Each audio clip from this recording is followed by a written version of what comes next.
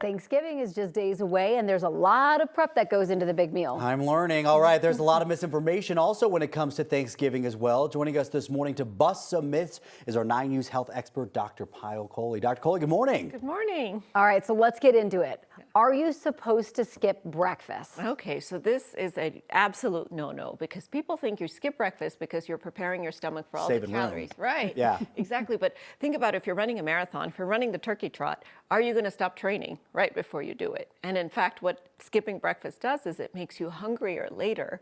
So you end up actually consuming more calories. So instead, they recommend some amount of protein in your breakfast. So 1 egg or some Greek yogurt with some nuts on it. But make sure you eat something in the morning. I would suggest later morning, like around 10:30, 11-ish, so that if you're starting dinner around 4, you're nice and satisfied. Maybe you consider a smaller breakfast than what you typically consume. What about if you do like the intermittent fasting? Yeah. You're used to not having breakfast. Well, I would say you still probably want to eat something because otherwise when you get to dinner time, if you're intermittent fasting, let's say till 10 a.m., you probably want to eat a little bit of peanut butter on a cracker or a little bit of avocado, something to fill your stomach, usually with some amount of protein and fiber so that your satiety signal is sort of triggered by the time you get to dinner. Otherwise, you're likely to start eating all those carbs as soon as you get there. Because we intermittent fast, but I can't do that till 2 p.m. I got to have a little something in the Something. system.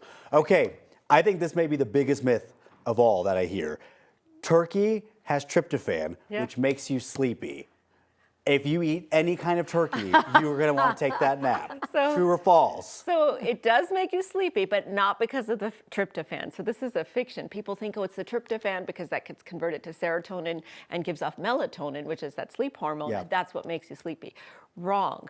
You have to eat 4 pounds of turkey in order to make enough melatonin to actually make you sleepy. So it's the fat and the carbs. And they hit about 60 to 90 minutes right afterwards when you get essentially a carb coma because you get a big spike in your blood sugar. And that's what makes you have that little. I'm exhausted from cooking. I know where mine comes from. Right, same. I'm exhausted from just life. All right, pumpkin pie is healthier than pecan pie. Oh, so this is a fact. It So is? It is. And so pumpkin You know how pie. much sugar's in that pecan pie? No, I don't look at ingredients before I enjoy A something. lot less sugar, as Corey said, less calories, and then it also has more nutrients. But here's the caveat. You can't put whipped cream on it, and it has to be a small piece, because if you start loading it up, then it's unhealthy. Good. I love me some pumpkin pie. This is great news for me right there. I love it. Okay, walking after a big meal, because a lot of families do this, helps lower blood sugar. True or false? I love this one. This is very true. Good. And this is something every single family should do, your kids should do.